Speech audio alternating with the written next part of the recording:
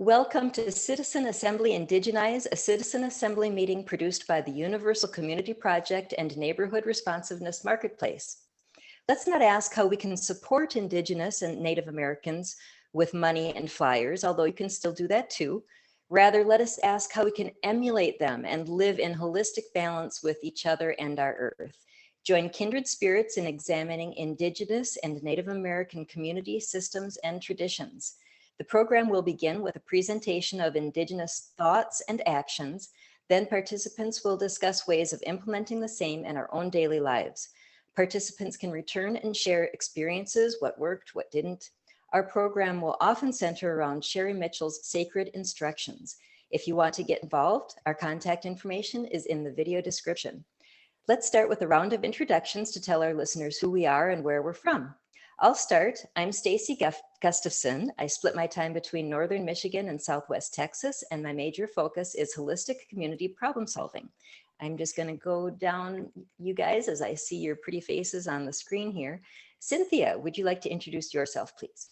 Why, yes, I would be thrilled to. Thank you so much. I am Cynthia Leonard. I'm in Arkansas, and I work in conjunction with agora-ilp.org as an organizer.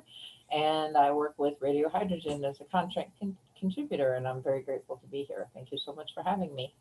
Thanks so much, Cynthia. And Odell, would you like to introduce yourself, please? Sure, I'm Odell Hall. I live north of Boston in Texas, and I'm just participating in my way to investigate ways to facilitate community equanimity via decolonization.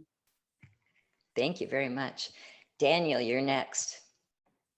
Hey, this is Dan Tweed in Thousand Oaks, California, Ventura County, where I'm going to be running again for City Council in 2022. I'm interested in humans expanding into the cosmos and doing it cooperatively and making the Earth back into an Indigenous-run biosphere preserve. Thank you very much, Daniel. Tang, would you like to introduce yourself, please? Hi, I'm Tang Na Ng. I'm from Singapore. I have a PhD in sociology, but I'm actually an elementary school teacher. Thank you so much for being here, Tang. Nick, last but not least. I'm Nick Cropper, and here with my wife also. We're from Anchorage, Alaska. We currently work in engineering in rural Alaska with native villages to get them water and sewer and houses. So we're just kind of help understand a little bit more about different native groups so we can better serve them. That is so wonderful to hear, Nick. Thank you so much for joining us, and I can't wait to hear about your personal experiences. All right, so let's move on to today's presentation. Today we'll be discussing Navajo teachings about male and female, and we have found a wonderful video from a Native American elder who is explaining the Navajo teachings to us. And Cynthia will start screen sharing and show us the video.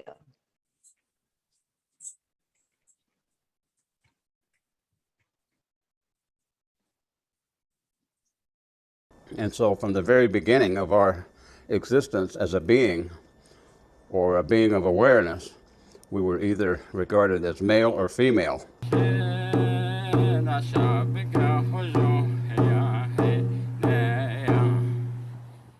Among our Diné, everything in this third world is regarded as either being male or female. We have Mother Earth, that is female. We have Father Sky, that is male. And then all of our ceremonies are conducted in a way where there are some ceremonies that are male and some ceremonies that are female. And all of our different ornaments and that we have also are to remind us of male and female. So I wear beads. Down at the end of these two strands of beads that represent male and female, there are also two loops. They refer to these as jatot, or something you would wear on the ear, but it is worn on a regular necklace. But they are male and female. And then our hands, our right hand would be the male and our left hand would be the female. And then the way we tie our hair, the traditional Navajo knot, or sometimes it's called a bun, but it is looped in a way that there's an upper part and a lower part. The upper part is the female and the lower part is the male. So it is that it sort of forms what is like a figure 8, but it's not folded that way. When you fold the hair knot, you fold from the bottom. You just kind of roll it up and then you divide it in the middle. And the upper part being female and the lower part being male. And so when you tie it, it is that they're supposed to be equal size, which is to symbolize that even though they are male and they are female, that it is that they are equal. And so the teachings of our people and everything in our environment is male or female. We have plants. Some are male and some of them are female. The way you define or distinguish them is to use any of the 5 senses. You can look at it and see which is male and which is female, or you can smell it. You can smell the female or the male. And then when you touch it, you can feel what is male and what is female. And it is also that there are ways that you can sense things that are male and things that are female. Even the rock formations and that. Particularly if people have ever visited Monument Valley, you have 2 rock forms out there in the flat. The one on the west is considered male and the one on the east is considered female. And I've had people ask me many times, how do you tell a rock formation is male or female? And it is that you can sense it. You can sense male or you can sense female. And when we have a ceremony, we have it so that all of the men sit on the south side of the hogan and all of the women sit on the north side of the hogan. And when we had the shoe game, we had the people that were supposedly interested in having continual day set on the south side, and all of the ones that considered having a continual night were on the north side. And so it is that there was a division also always of the male and the female in ceremonial settings. Even when you have a ceremony that might require a sweat lodge, the sweat lodge for a woman's ceremony is a male sweat lodge. If the ceremony that's going to utilize a sweat lodge for a man, they would build and construct a female sweat lodge. And so the distinction is always made that there is male and there is female. And even when we go into the telling of the story of existence in the first world, when we were the first time given life, life is movement. Na is what they say is when they moved, they became alive, fully aware. And then, of course, as they continue to exist, then the intelligence that they are, and knowing and having reason and logic in their existence, there became male logic, male reasoning, and then there became female reasoning and female logic. And so from the very beginning of our existence as a being, or a being of awareness, we were either regarded as male or female. And when we took on the spirit form in the second world, we were definitely knowledgeable that there were male and there were female. And as we come into this world, and this is the third world, we are easily distinguished by certain aspects of our body, what is male and what is female. And so the teachings of our people in every way, even the strands of beads that I referred to earlier, when you string it, there's a certain way to string the string of turquoise, and with the shell, there's 2 shells in between each stone. In one place there's 4, and there's reasons for that because of the teaching that things are based on sacred number 4. But it is that the beads and that is constructed in such a way to remind us always that there is male and female. And so in this world, sometimes we have people that are male that understand the feeling of the female. And these are very special type people. And then we have female that have understanding of things that are male. And those are special people as well. And sometimes people have given them names and so on, but it is understood in our traditional teaching that there are people that have those abilities. And it is a gift to them. And so in my own family and that, there were some people that had these special gifts, and they would refer to them as Shitai or Nikitai, which means our uncle. It is always that no matter what clan they were, if people have those abilities, you would refer to them as my uncle or Nikitai or our uncle. And if it was a woman that had the ability and the gift, they were referred to traditionally as Nikita, Nikita, and that would be to the woman. And so the teachings always are that they are separate but equal, male and female. And those are the things that we are told.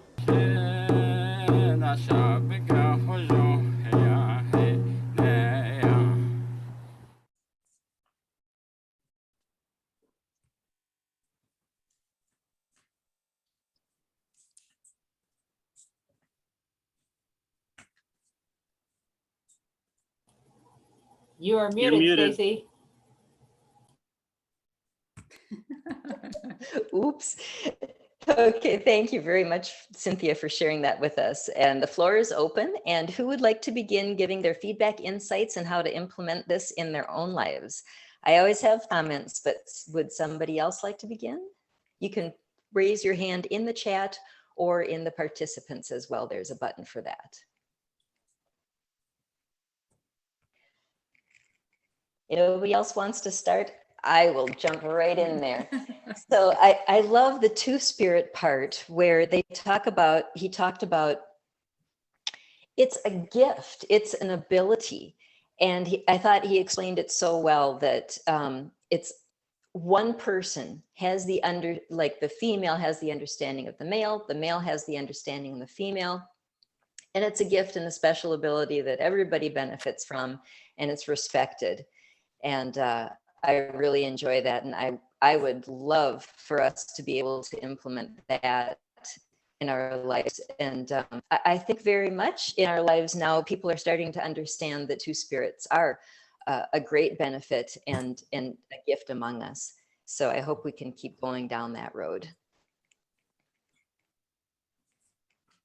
I want to thank the elder for sharing the knowledge there. That's a good thing for understanding. Oh, that channel is just loaded with amazing stuff. I have no doubt we might bring up more of those videos for teaching here. Odell, you're not muted. Go ahead. Yeah. So while I was looking forward to this meeting, I think that I began to look over the subject matter in general, and any discussion in this line would have to do with how patriarchy has affected the roles of male and female throughout the world, primarily religiously, and that we don't even know what our roles were non-natively speaking before religious assignment of patriarchy. We don't even know what we looked like. And so it's interesting, I think, in this conversation, I think, to see primary differences between the assessment of male and female from the state of patriarchy and from the state of some of the native examples. The Dene have theirs. In the Wabanaki tradition, I am not an authority. I don't even remotely claim to know, except that I have read some things. So I just want to make sure that I'm real clear about that. But from what I understand, for instance, there's a reference to, in order to balance the male and female, there's a reference to a sacred pipe. There's a bowl and a stem, mother and father, where the woman is the bowl and the male grows from the bowl as the stem. And that in that, the man, as he draws through the pipe, he is drawing the life source from the bowl into the center of himself and then out into the external world is a way of combining the feminine core wisdom with his own ability, his own action. And I just think that the concept of that is just lends to more life-giving thought and action. When we look at patriarchy and its role set up, the female, the Eve, is she's made from man, not from God at all. She's punished for her knowledge, and all sin is assigned to her. And so from that point on, the patriarchy then shifts the role of man as a protector of life into a protector of material things. And that the women can only derive any power that they're attributed to naturally from any patriarchal system. So, and there goes her voice. And I think that and so we've created our own mythology. And if you want to create a mythology, I would far rather grasp the mythology of a bowl and a stem, a life source through an individual, than I would one of the either one being either role of male or female being demeaned and dominated over. So the mythology that we've created from the Eve story is so profoundly effective that it's evident in our current day legal policies.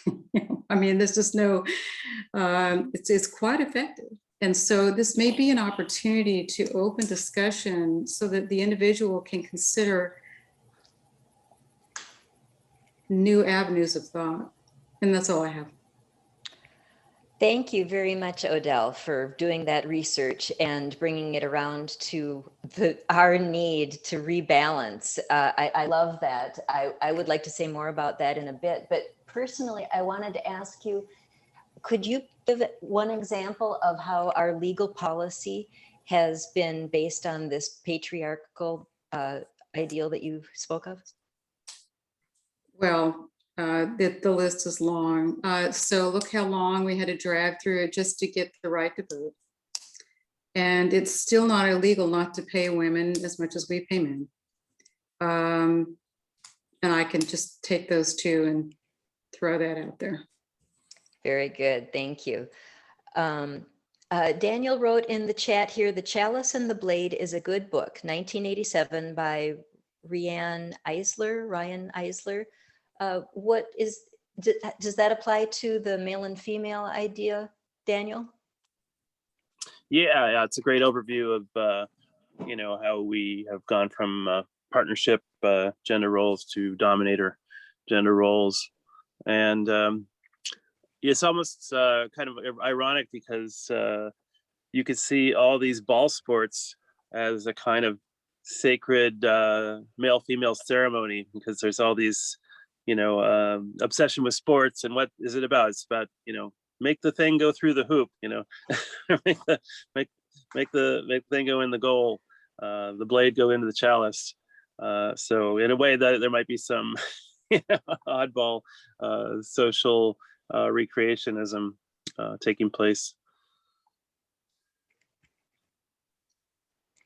That's my comment. I yield the floor.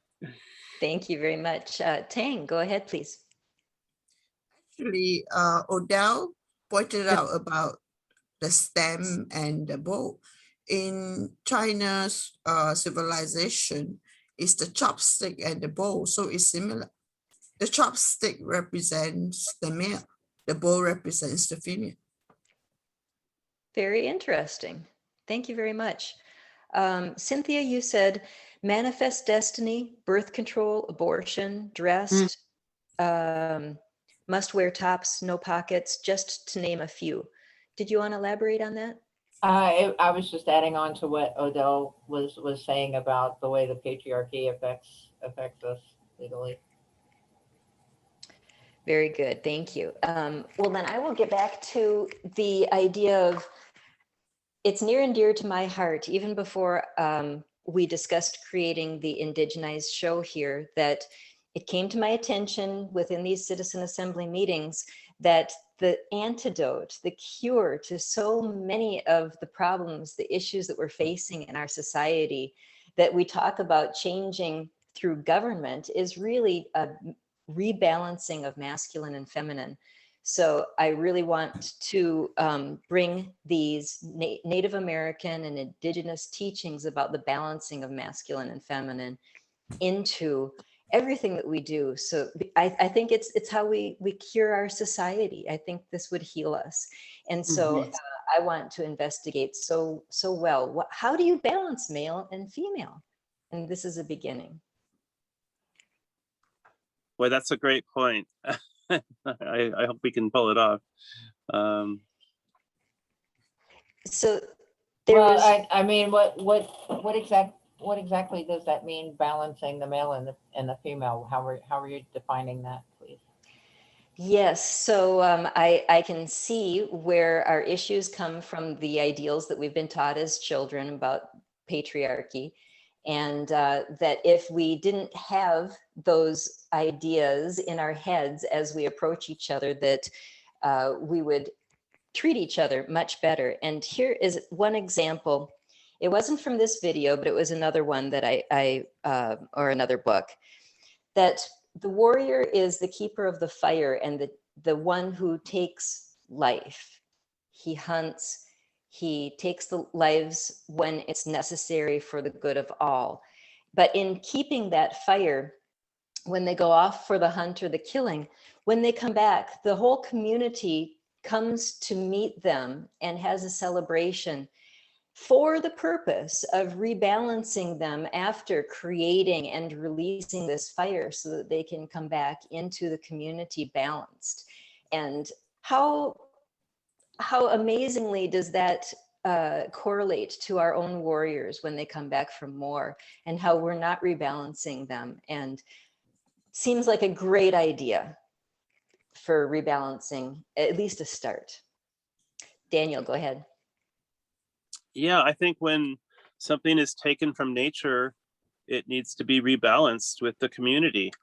And that's all about what, like, George's property ideas are saying, pay for what you take, but keep what you make, is a saying I like to sum it up as, and this whole idea where property, like especially land, because people need land to live.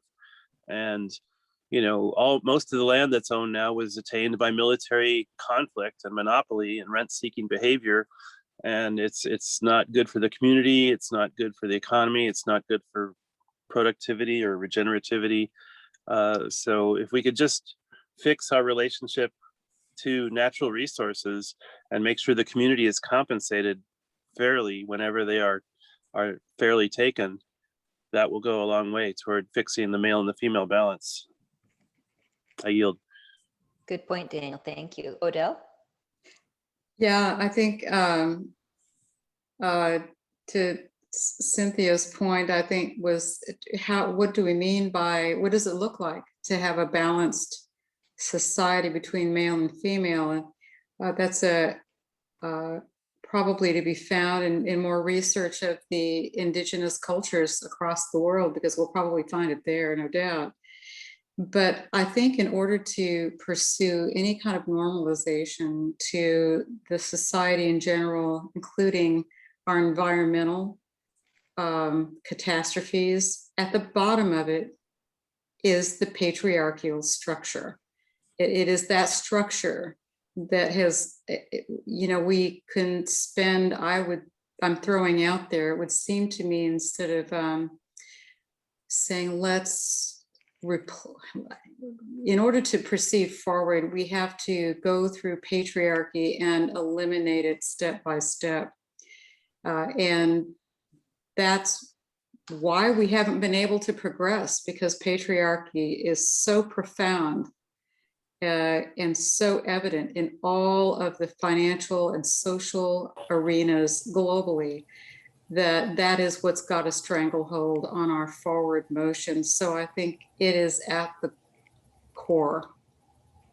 And I'm sorry, Odell. No, that's all I have. Thank you. I was going to add on to that. Even the feminine representation that we do have are often find themselves having to respond to the patriarchal worldview. So even though they want to do good, they can't because all of this other garbage is going on. Yeah. And eventually they become compromised by that worldview. Like, Sure. they can't think outside of that box anymore. That's right. And I think most of our failings come from a sense of separateness from nature when, we have to reintegrate our connection to nature and realize that we're part of nature, just like a bee is the part of the flower that flies around. And, we are maybe the part of stars that is set to enliven the cosmos. If you want to talk about cosmic bees and the earth as a flower, maybe. I yield. That sounds beautiful, Daniel. Go ahead, Nick. Hey, I just was thinking during the video, I really liked the part where he talked about how the male and female parts of like the hair knot were always supposed to be equal, and how it was to represent that like both male and female are both needed and equal. I was thinking a little bit about how the native tribes up here in Alaska, almost all of them, if not all of them, they really, really respect their elders, and the elders are the leaders of every community and are to be listened and taken into account for all the decisions. And it doesn't matter whether the elder is male or female. It just matters that they are the ones that have the most experience and should always be respected the most. I found that really telling, that like they don't really distinguish between one or the other. I've been into lots of villages where women are in charge of almost all of the city council groups and stuff like that, and some that the men are in charge, or that a man is in charge of some of the city council groups. I really like the fact that they don't care if one of them is in power versus another one. It doesn't seem very patriarchy or even matriarchy up here, and it seemed like he was kind of explaining the same situation for the Navajo people. I like that.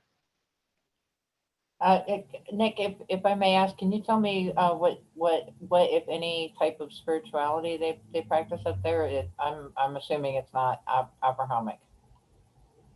Yeah, a lot of them actually are Christian now, but they still have a lot of ties to their native way of doing things, i.e., making sure that they respect animals is a big part of it. The crow and raven and the like larger game that they use for food, they always make sure that they're respecting them. But a lot of them actually are very, very Christian also, which is it's an interesting mix of religions up here. Thank you so much, Nick, for the actual personal experience of that. It really touched me. I'm always really touched when I actually see or hear Native American interactions with each other. It swells my heart, and I say, I want that so badly, and it's why I'm here doing this. Thank you very much for bringing that. Thank you, and I do have to apologize. We just got a message that we have to leave here in about 5 minutes. But I want to thank everyone for sharing all the insight, and thank the elder also from the Navajo community for sharing this with us so we can all understand better. Thank you. Thank you so much, Nick. Please return. We would love to hear from you again. All right, so thinking of how to, I'm sorry, Tang, you had your hand up. Go ahead. Well, I just want to say, because women are childbearers, so you have to spend 9 months through pregnancy. I mean, that affects your work. I mean, if you're an executive at a multinational corporation, if you're a woman, you have children to look after, you have childbearing and child rearing duties. So, and women tend to be more subjective too, and men tend to be more objective. So I can see why men are in charge, because women give birth to children and look after children. So are you saying that women should be saddled with the responsibility of child rearing just by virtue of them having given birth? Well, the woman can give birth and give the child rearing duties to the man, but I don't know if that's the most natural thing to do. I think it's dependent on the parents. I've seen some amazing stay-at-home fathers and women who just didn't want to have anything to do with it, and then I've seen some amazing mothers and men who didn't want to have anything to do with it. And I understand both of those. I can tell you that child rearing actually drove me insane, literally insane. So you know, and I would also mention in reference to what you said, that because it seems so often that women are diminished when they do stay home, and I would say that is absolutely a job that you know, if it's not compensated for monetarily, should definitely be compensated for in respect. And we don't have any of that either. I would say the greatest thing the patriarchy ever pulled off was dividing men and women, and having women seen as less than. That's just my 2 cents. I think one of the best uses of a land value tax would be wages for motherhood and housework. Who would pay them? It would come out of the value of annual tax on raw land value, not the improved land, but the raw land, like a yearly auction. So we already pay like property tax. That's usually around 1 to 5%. And basically we could get rid of all other taxes if we raise that property tax to around 10%, which is about what it would probably suss out to. And that would be enough to pay for UBI and all the functions of government and all the things that we value as a commons. We could also decrease our national defense budget. We're way ahead of everyone else in the world. There's no reason for us to continue innovating in that arena, in my opinion. Yeah, that's all special interests capitalizing. I really appreciate the topic of devaluing women's duties. And I was raised that way. I guess we all were. On the one hand, I was raised that, you know, career and making money is a perfectly wonderful thing to focus on. But at the same time, I learned that if you did focus on not career and you wanted to be a child bearer and you wanted those duties, that was so looked down on. I mean, it really colored the way I've lived my life. And I want to change the way I feel about house cleaning and child rearing. Those are really super important things. You can't go out and achieve things in the world and have a job if you don't stay home at some point and take care of the house cleaning and the children. I don't understand. I wish they were valued. Go ahead, Cynthia. I would just like to contribute an anecdote of real life experience that I had. There was a gentleman that came into the stockpile that I used to work at looking for gas, and I happened to be acting foreman that day, and he was talking about how much better it was to have men in the workplace than women, because women were always getting phone calls from home and having to take care of things with their children and so on and so forth. And I said, well, you understand that the reason that the men don't do that is because they have wives. Like, you get that, right? Like, they would be doing exactly the same thing if they were the primary caregivers, and women so often have that just sort of given to them by virtue of them having breasts. Like, that to me is insane. Thank you for that, Cynthia. I really didn't connect those dots. It's so true. It's so ridiculously true. Yeah, that's a great point. And I wanted to say we don't honor our teachers enough. We have an elementary school teacher here, and we definitely don't honor or pay our teachers properly. And, you know, I heard something interesting. People that are pro-environment, they sometimes think, well, I'm not going to have any kids, and that's going to be great for the environment. And they're saying, the response is, no, you should actually have 2 or 3 kids and teach them to be environmentalists, because then they can carry on the work of environmentalism after you're gone. But if you have no kids, then there's just going to be people who are clueless about the environment after you're gone. Yeah, very true. Odell, do you have some more about the patriarchy for us? I just keep seeing it as a it really just brings us back to the core of that being the problem. In terms of the philosophy involved in it, the patriarchy is established it was created to establish dominance. And so if we as a society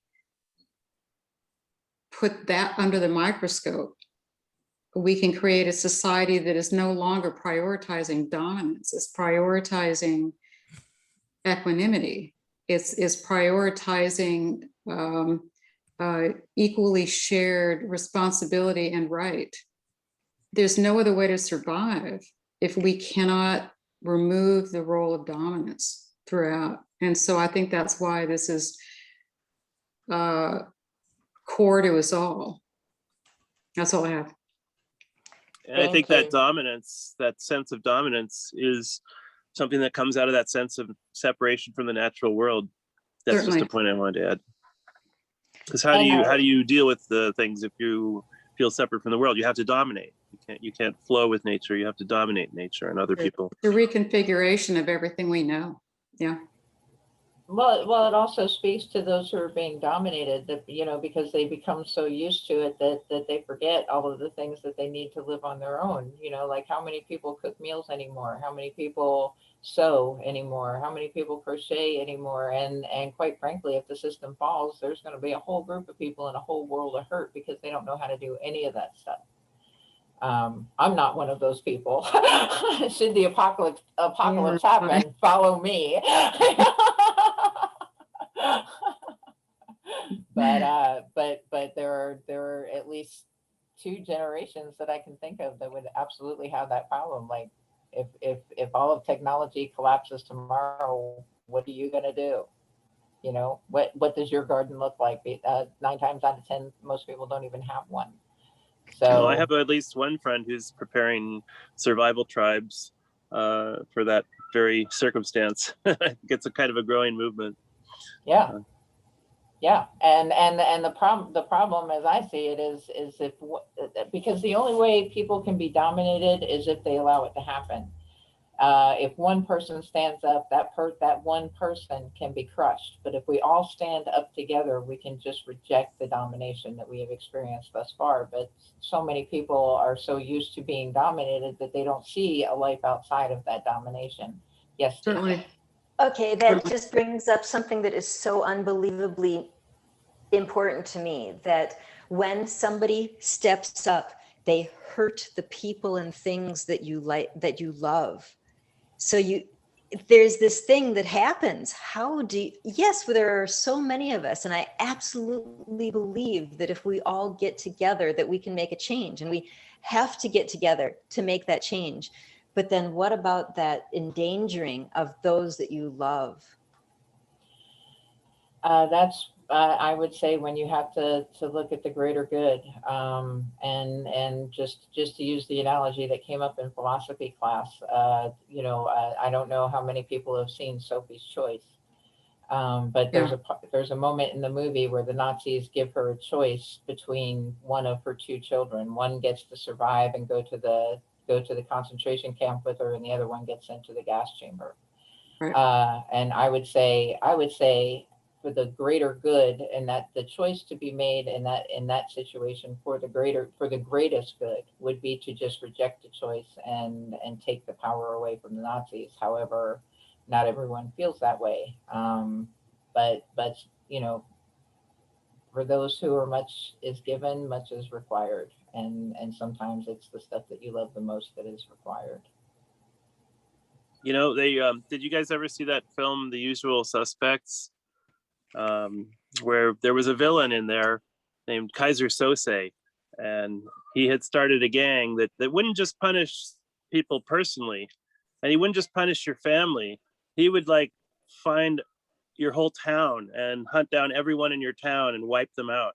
You know, and this is like a kind of a metaphor for dominator culture and mutually assured destruction and, you know, monopolization of natural resources. I mean, we're kind of in effect creating these virtual Kaiser Sose gangster characters that you know, it's not just your life on the line, it's the life of everyone and everything you love is on the line. If That's you don't, exactly what it is. Mhm. Here's the part that gets me, is how much emphasis is put on on these meat suits that we live in, like what we look like, and the body that we walk around in is no indicator of the person that we are. And if we would stop spending less time judging people by their appearance and more time actually concluding on who they are by the words that they speak and the actions that they take, that we would live as a much better society. Yes, Stacy. You know, that brings up for me the things that I've been learning from Dan Bader about mental health and our hard wiring. So we've got this part of ourselves that wants to keep us alive, and our family first, and then our community and our tribe. And I'm learning, and it's helping me apply it in my life. If you understand how these things are hardwired into our brain, and how our brain sends chemicals into our bodies and crystallizes beliefs based on the survival instinct, and that we can understand it, script different choices. I think that would be a really interesting thing to bring into the discussion, how we can change how the way that we've been brought up and our hard wiring, so that we understand it and can make different choices than this survival mentality and tribal mentality. And go ahead, Cynthia. I would say we would go a long way by ignoring the Abrahamic religions that taught us to fear death. You know? Could you say more? Well, I mean, you know, traditionally they teach hell and brimstone and fire and torture, and I would say none of those things really exist. And if they do exist, we're already experiencing them now. And to refute anyone who might say, well, you know, no, because hell is the place where the worst possible things happen. And I would say at any given moment, to any given person, there is something unbelievably horrible happening on this level. And I forgot where I was going with that. Sorry. I've got a comment that would amplify on fear, and what, you know, humans have been controlled by fear throughout history, right? As soon as one human figured out they could make another human do what they want through fear. And I love this quote: "You are a ghost driving a meat-coated skeleton made from stardust, riding a rock, hurtling through space. Fear nothing." Yeah. And look at what fear does to people. You know, it drives them to buy ridiculous amounts of toilet paper.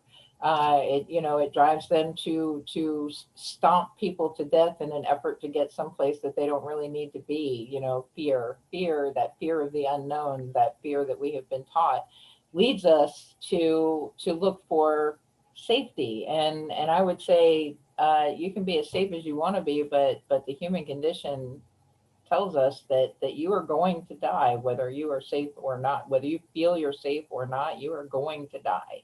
We are all going to die. And the minute we accept that as an inevitable truth, then you can get about the process of dealing with the fear that comes along with that, in my opinion. So yeah, and I think the time you spent fearing is the time you're spent not really living. And there's another great Heinlein quote, science fiction writer. He said, "The man who won't be blackmailed can't be blackmailed."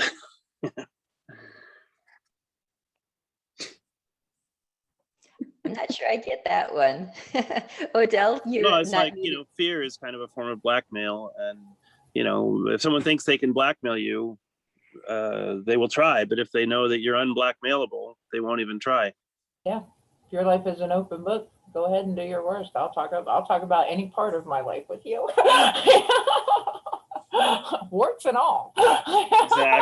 Exactly. Odell, you look like you have something to add. I'm stewing it all over, and I'm thinking that in order for this world to survive this the death grip that we're in, we have to be open to the consideration of changing our fundamental belief systems. And I think that there's a very high level of motivation to do that right now. Everyone's really ready to begin grasping its solutions. And I would just encourage us all to read, research, and endeavor to know as much about the indigenous cultures, native cultures, because they are tens of thousands of years old. I say it all the time. They know more about being human being than any of us. Everything that's wrong with the world right now are thought processes that are stemmed in centralized power, centralized money, and based on a patriarchal system that has been finely tuned into every system that's running the planet right now. So yeah, I think that these conversations are good and listened to broadly, because people are really tuning up to being ready to change. We don't know what straw to grasp, but if we keep it simple, we have to cultivate our loving nature in order to cultivate survival for all. We need one another. We need one another as a network and a net. And the dominance has no place. So there you go. That's all I have. That was absolutely beautiful, Odell. Thank you very much. You just segued us right through that meeting and into this beautiful wrap up. I love it. Thank you so much. And with that, let's move on to our closing remarks and discuss how we can implement what we talked about today into our own lives. So would anybody like to go first? I will. Okay, Daniel, go ahead. Oh, nailed it, Odell. Thank you. That was so great. There's an old saying that people fear what they don't understand. And I think that's kind of what happened with the, colonial relationship to the indigenous. They didn't understand it, so they feared it. So they either had to dominate it or destroy it. But yeah, I think the takeaway I'm getting is conquer your fear, through understanding. So I'll pass the feather. I love that, Daniel. Conquer your fear with true understanding. Oh, that brings things full circle too. Cynthia?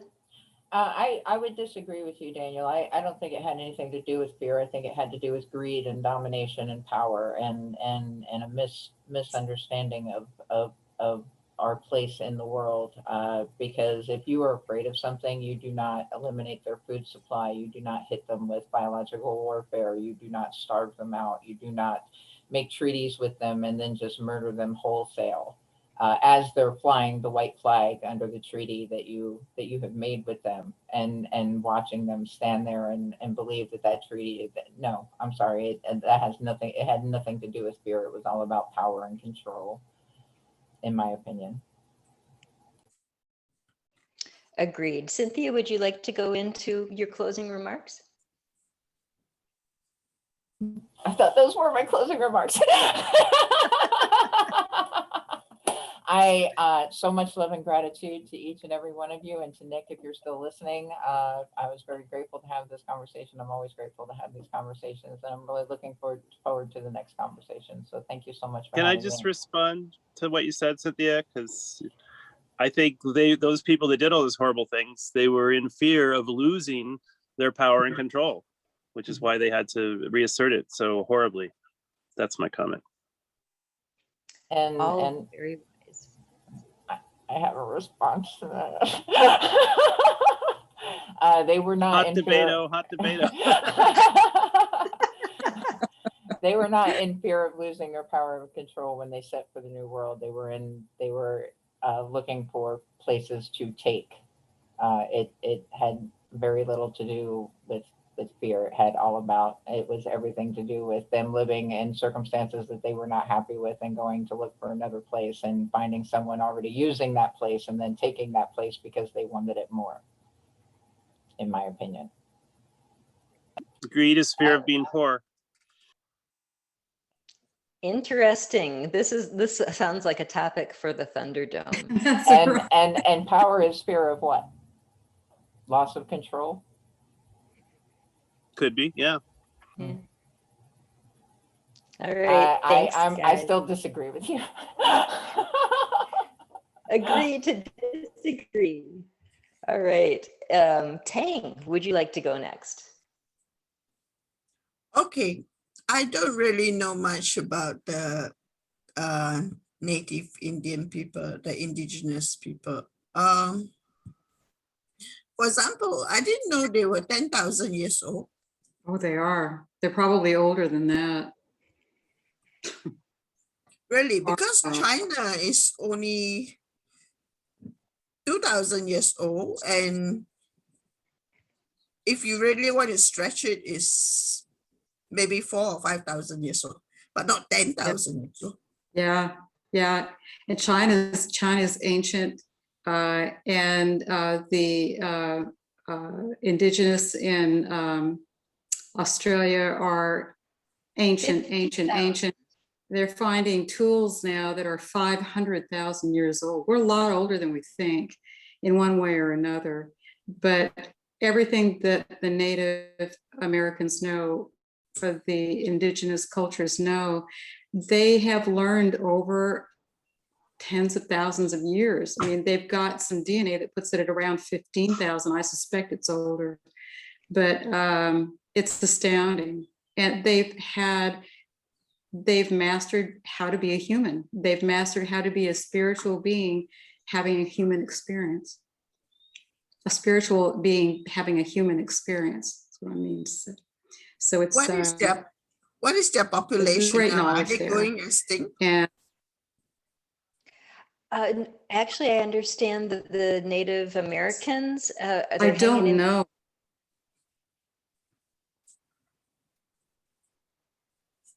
As far as I going don't know what the population is. I know that there are something like 574 approved tribes by the United States government.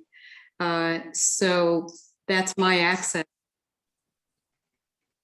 Okay, Tang, did you have any more closing remarks? I would only Thank you for your education. I think Thank you. all of you educated me. Thank you so much for joining us. We appreciate your being here too. And I've missed Odell, right? You need to still do closing remarks? just very briefly, I would challenge us to challenge our original stories and our teachings, and together we can provide a new archetype.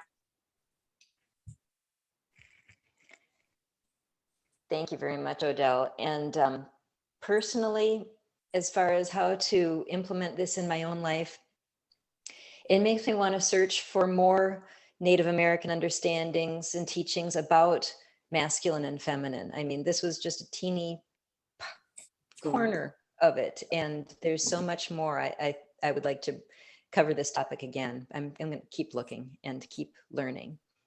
So to wrap up here, thank you so much for participating in Citizen Assembly Indigenize, and please come back next week and give us your insights and experiences about indigenizing your life. Thank you very much.